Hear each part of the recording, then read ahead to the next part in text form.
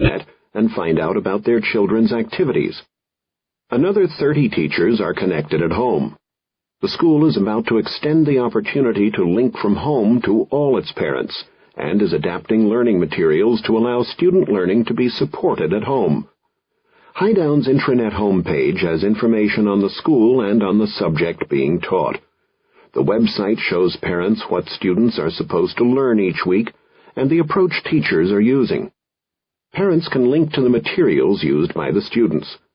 The Internet solves the age-old problem of parents asking their children whether they have any homework and being unable to verify the answer when the children invariably say, no.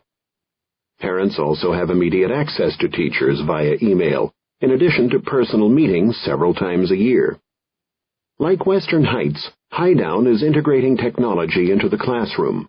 Its web page provides special curriculum features that would otherwise not be possible, such as a virtual art tour that links to important museums around the world. Technology makes it easy for teachers to scale classes to age and ability and individualize learning. An 11-year-old art student, for instance, can go online to access age-appropriate materials prepared by the teacher to support the concepts presented in class on the theory of color. An online test measures understanding of complementary colors, and the student can link to artwork by Surratt to show how he used the eye's perception of colors to create pleasing visual effects. An independent review of the Highdown experiment by government researchers listed 6 major benefits of technology-based instruction. These were improved subject learning, improved network literacy, meaning skills in using PCs and the Internet to learn, improved vocational training, better motivation and attitudes toward learning, improved skills in independent learning and research, and better social development. Using the school infrastructure to support education for the entire community is an important way to take advantage of and to justify technology investments. One type of education is basic literacy skills in computers that can be applied at any job. Another type, with great potential for people seeking employment, is training in information technology itself. In most countries, 1 out of every 10 IT jobs is going unfilled, with the United States and Europe each needing more than 500,000 new trained IT professionals in the next several years. Rapidly developing areas such as India and Latin America may have proportionately greater shortages. Because the prosperity of the Reading area is based on technology, and because traditional funding sources for schools are unlikely to be sufficient for its plans, Highdown School envisions a public-private partnership to pay for needed infrastructure, an investment loop whereby the business community invests in schools today and receives down the road more highly trained workers. Also, because the community will use the network for long-term education, Highdown educators expect the community to contribute. Adults can get online technical training either at the Reading schools, which open on evenings and weekends for that purpose, or at home. Fees for this service go toward maintaining and expanding the IT system. Many schools around the world are moving rapidly to prepare for the digital age. Israel has a national education network that lets students gather knowledge and use email either at school or from home. The network improves parent-teacher interaction. Costa Rica is providing every public high school student with access to the Internet and email. High school students in Issaquah, Washington, in the United States, planned, built, and manage a district network of 2,000 PCs used to teach advanced academic skills. Students in Kentucky are also being trained to support their network, which spans the entire state, 176 districts, and includes connections with the state government and eventually local businesses and higher education. Most knowledge workers in the United States have their own PC, yet even at the best of schools the ratio is often no better than 7 students to every PC. It's expensive for schools to buy PCs for every student, especially when PCs become out of date every 3 years or so. For this reason, there's a fear that the gap between the haves, those families that can afford PCs at home, and the have-nots, those that cannot afford PCs at home, will create a major gap in opportunities. Creative approaches in providing PCs to every student show great promise in helping students learn. One-to-one access, one PC per student, started in the early 1990s in Melbourne, Australia, where Bruce Dixon, a teacher interested in technology, saw significant differences in teaching results when he could scrounge a half-dozen computers for his classes instead of just one.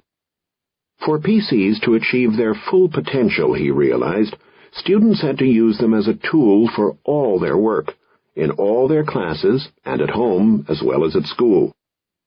Out of many discussions, conferences, and brainstorming with teaching colleagues, emerged the radical idea of having all the students finance their own machines.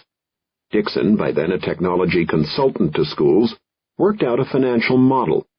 For a monthly fee, students lease a machine and software. The vendor provides maintenance and upgrades, and when the student graduates, the family keeps the machine. Affordability is still a big challenge with this approach. Families that are well off can afford the typical $40 monthly fee over a 3-year period. Many families can afford to pay some modest amount, if not the full fee. Business, community organizations, and grants can make up the difference for the rest of the kids.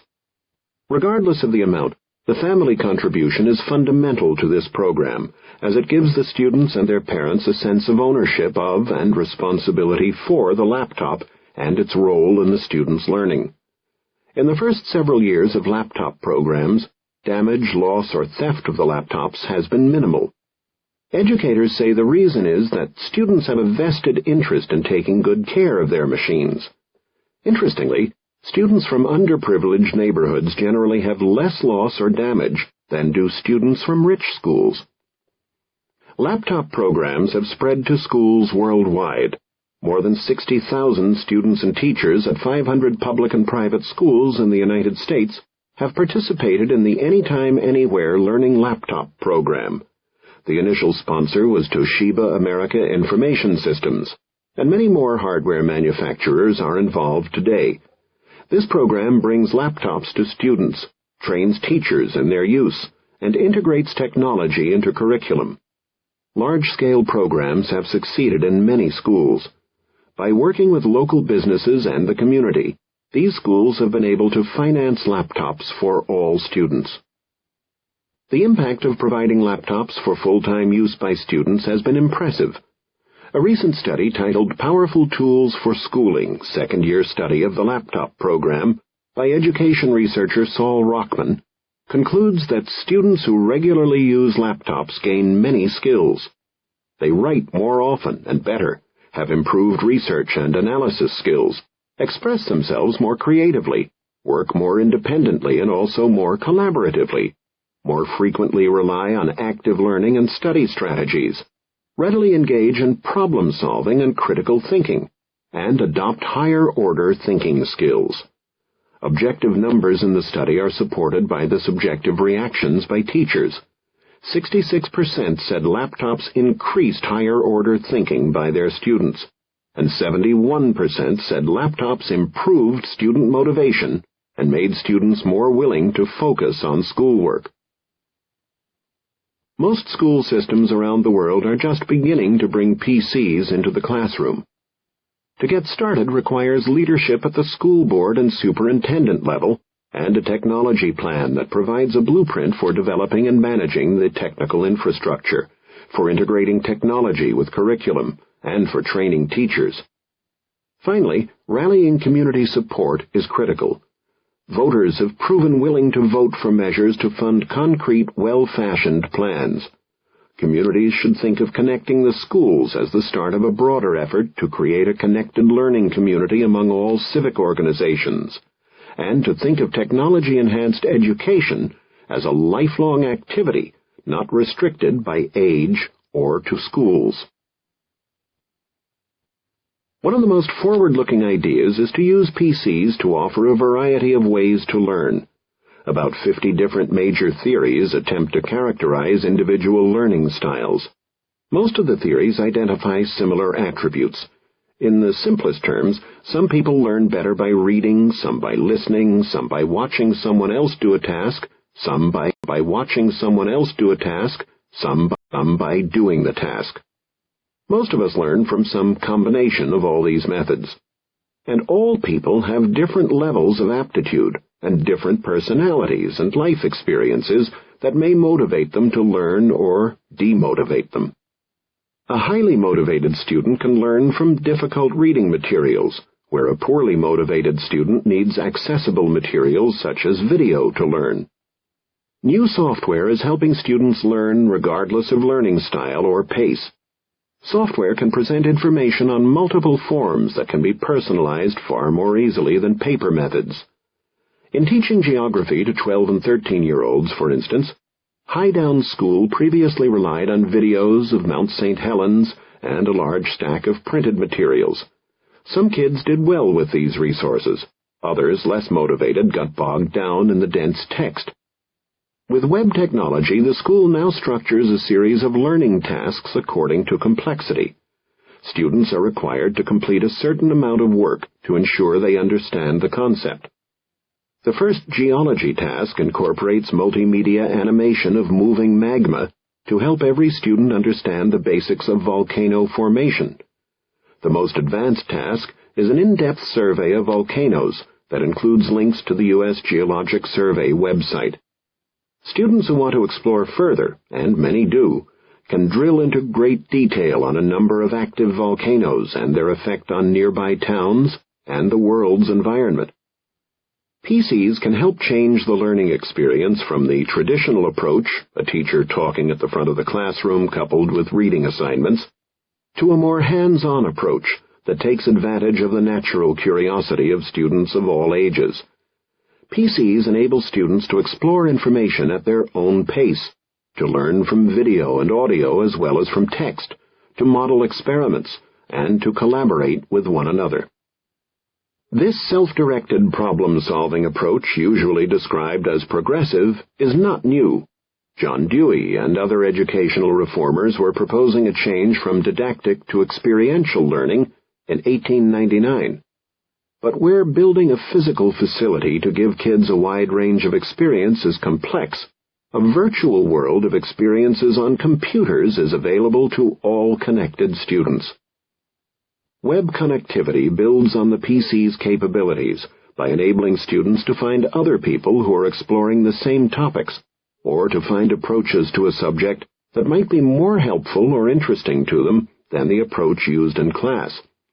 They may find a nugget of information that they enjoy bringing back to the class, or one that confused them and that the teacher can address for the benefit of everybody. A common assignment will be for students to go out and explore a topic on the Internet, then come back together in a group to discuss what they learned. The great lectures on all important subjects will become widely available on the Internet. Schools will be able to use them as the core presentations, creating study groups and discussion groups around the topics. Schools will vary in how much they take advantage of these lectures. Local teachers will be freed to develop more in-depth material and personalized instruction, rather than duplicating the core lectures as they have to do today. Once we have a critical mass of teachers sharing ideas electronically, and a higher and higher percentage of the students with access to the PC, the textbook industry will make a fundamental shift to focus on electronic delivery of products. Having textbooks available electronically at lower cost will enable cash-strapped schools to redirect money spent on printed textbooks for other needs. In 1997, elementary schools in the United States spent $3 billion on physical books. College spending was another $2.7 billion.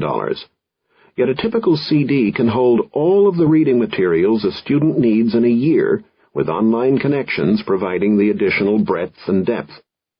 Use of PCs as a primary reading tool will require the breakthrough in screen readability described earlier. PCs are the primary communications and productivity tools of the digital age. The PC and the Internet fundamentally change one thing.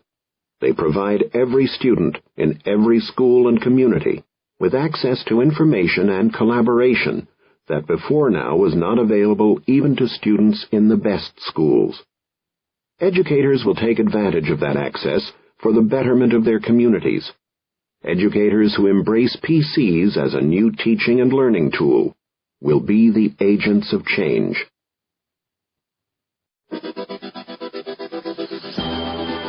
Part 6. Expect the unexpected. Prepare for the digital future. Customers are the primary beneficiaries of the increased efficiency of information technology, and the benefits will increase as the economy goes more digital. The other beneficiaries are businesses whose leaders take advantage of digital methods and build advanced solutions faster than the competition. The solutions highlighted in this program are the result of the vision and leadership of business people who brought IT into play with specific customer scenarios in mind. Because technology will change the way you work with customers and not involve just back-office data processing, the CEO should be more engaged going forward. Business leaders who succeed will take advantage of a new way of doing business, a way based on the increasing velocity of information. The new way is not to apply technology for its own sake, but to use it to reshape how companies act. To get the full benefit of technology, business leaders will streamline and modernize their processes and their organization. The goal is to make business reflex nearly instantaneous and to make strategic thought an ongoing iterative process, not something done every 12 to 18 months, separate from the daily flow of business. Investments in technology should provide better information to every worker who might possibly use it. Knowledge workers are the brains of the company. If they're disconnected from the company's important data, how can they function? How can they be empowered? You can give people responsibility and authority, but without information, they're helpless. Knowledge is the ultimate power tool. If information about production systems, product problems, customer crises and opportunities, sales shortfalls, and other important business news gets through the organization in a matter of minutes instead of days, and if the right people can be working on the issues within hours instead of days, a business obtains a huge advantage. This restructuring of processes is more fundamental than any other change since mass production. Every company can choose whether to lead or follow the emerging digital trends. The companies in this program have decided to be leaders. They're all in tough industries, fighting tough competitors. The Internet is redefining their industries in real time. Winning is no slam dunk for any of them. They've decided that digital information flow and empowering their employees is part of achieving and sustaining competitive advantage. Business has always had one purpose, and that is to deliver great products and services to customers. And the Internet will allow business to do its job even better. The intensity of competition will be greater than before. The velocity at which business will improve things or a new competitor will show up will be much greater than ever in the past. And a lot of the things that have held back competition, the difficulty of physical distribution or building a set of stores, that kind of thing will no longer be as limiting as they have in the past. And business people have a chance to adjust to this new world, and some will come out as winners because they've adopted in a way that others have not. Though the term may sound cold, digital processes is about the empowerment of individuals.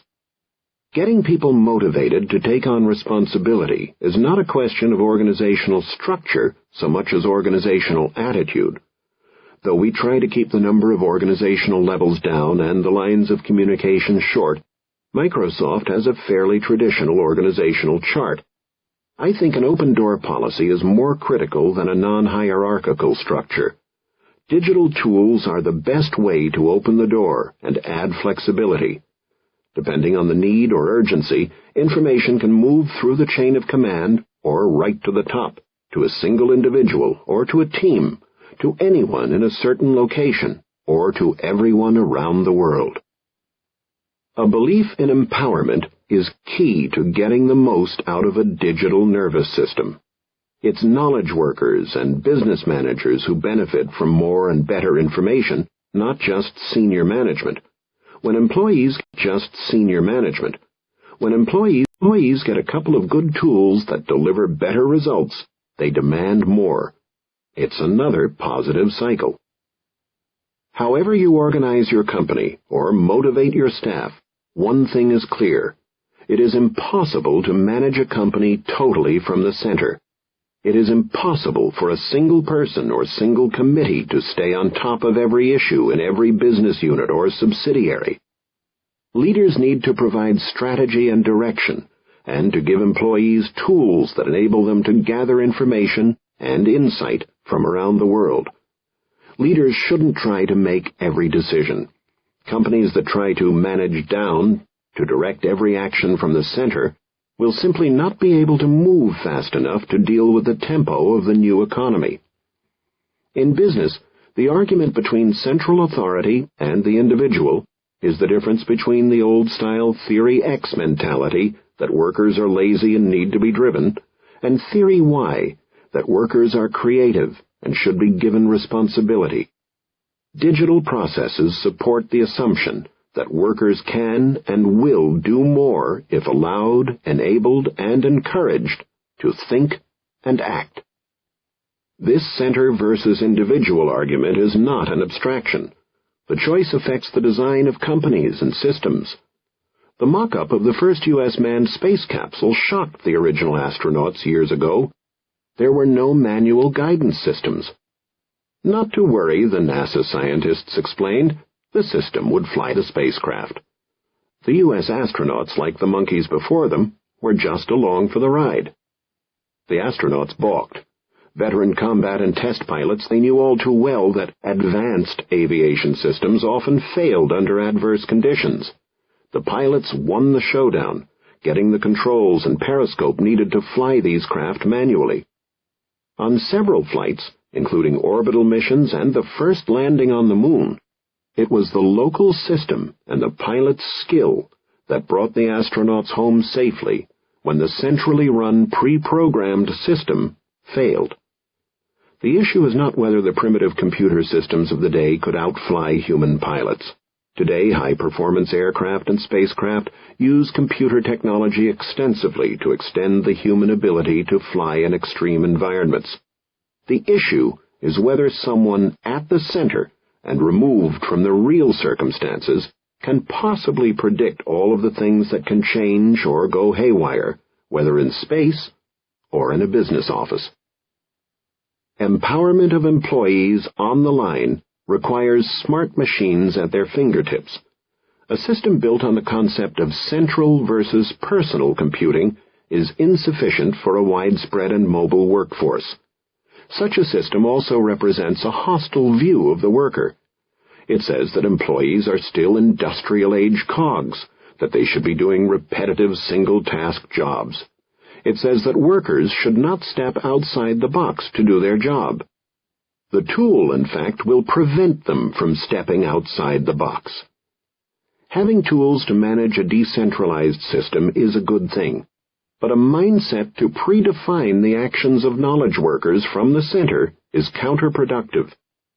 Digital tools should stimulate the creativity and productivity of employees. Whatever initial guidance senior management provides, knowledge workers need tools to explore, to collaborate, and to make mid-course corrections as business changes in real time.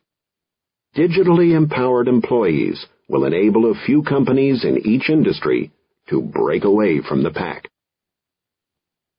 So many parts of business can be improved through digital systems that it will take a number of years to maximize every single part. Every bit of data in a company should be in digital form and easily retrieved.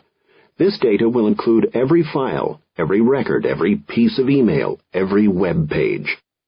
Every internal process should be digital and integrated with every other. A unified view of each customer, for instance, should record every business process related to that customer. Every transaction with partners and customers should be digital.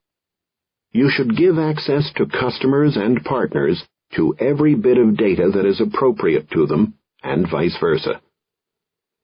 Previous economic eras were marked by long periods of stability, followed by short periods of industry-wrenching change. Evolutionists would call this phenomenon punctuated equilibrium. Today, the forces of digital information are creating a business environment of constant change. Evolutionists would call this punctuated chaos, constant upheaval marked by brief respites. The pace of change is sometimes unsettling. The Asian financial crisis of 1998 is an example of how digital information flow is changing the world. A generation ago, a boom or collapse in any financial market, stock markets, currency markets, would have taken weeks or months to spread worldwide. Today, the participants in these markets are all digitally connected. Any downturn or upturn in a major market creates overnight reverberations in other markets. Businesses have to react quickly to currency changes, new credit risks, and new valuations. Business decisions have to move at the pace of electronic markets. Some companies have been very nimble in responding to these changes, and some have just watched. When it's all said and done, the companies that moved swiftly, for instance to buy carefully chosen assets while prices were down, will be the ones that come out best. They had to move fast, not only to adjust their business, but also to seize the new opportunities. Similar digital interconnections will soon exist for all markets. The digital world is both forcing companies to react to change and giving them the tools by which to stay ahead of it. Information technology is the only way to have sufficiently quick reflexes connecting business strategy and organizational response. Today, U.S. businesses are ahead of businesses in other countries in the adoption of digital technologies. The many reasons include an openness to risk-taking, individual empowerment, and labor mobility. Lower-cost communications and a large uniform market also help. It's always possible to catch up, so American companies don't necessarily have a permanent lead. Each country needs to study the best practices elsewhere in the world. Many of the business leaders I meet outside the United States know they need to adopt a digital approach. In some cases, they're held back by the lack of high-speed connections in their country. In some cases, they're held back because of a lack of college students' exposure to digital technology in their educational system. They aren't getting a new crop of web-savvy employees each year. In some cases, they're held back because partners and customers aren't ready to join up digitally. Investments in digital infrastructure and education are key to each country's future competitive position. The areas the United States is behind on include government use of the Internet, government policies on encryption, and adoption of smart cards.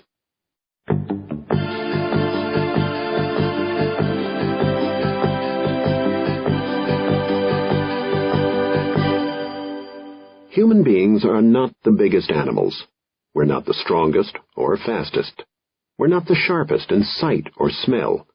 It's amazing how we survived against the many fierce creatures of nature.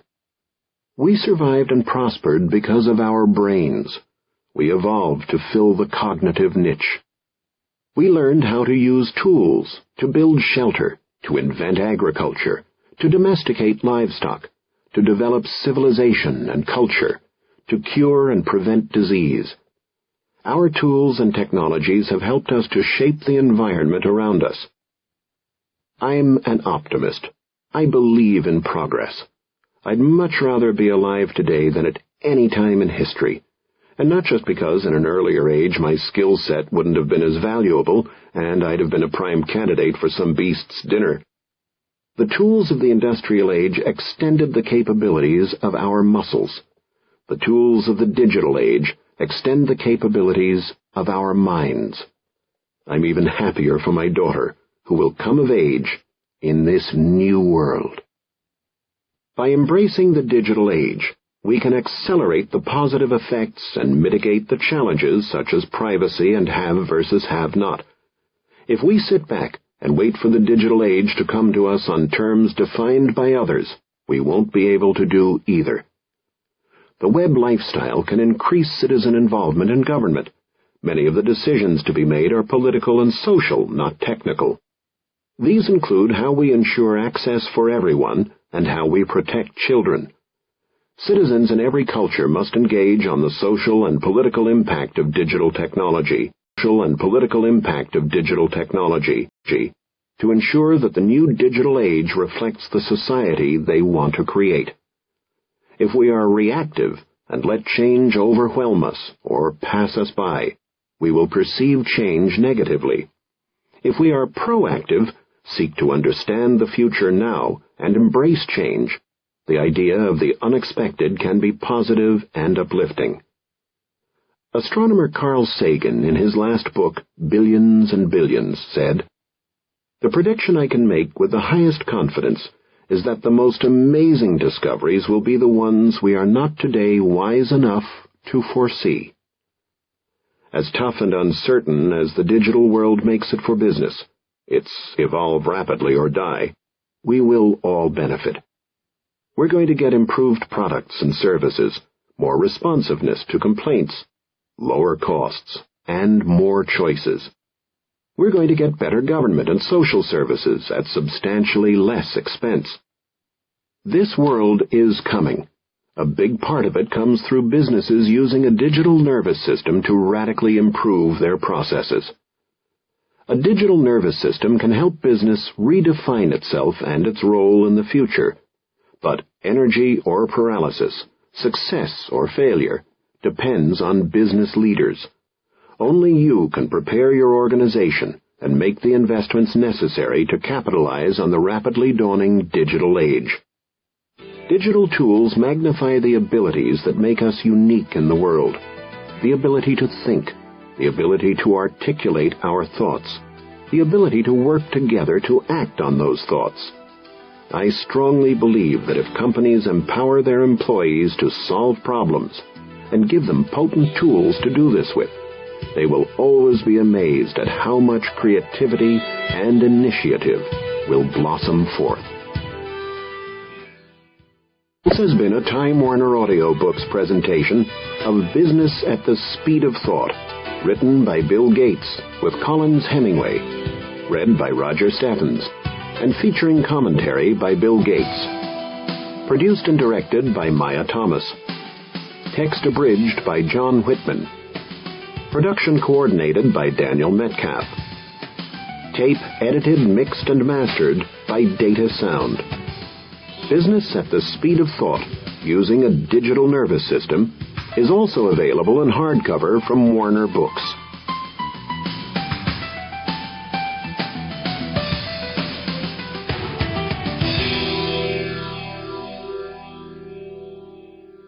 Audible hopes you have enjoyed this program.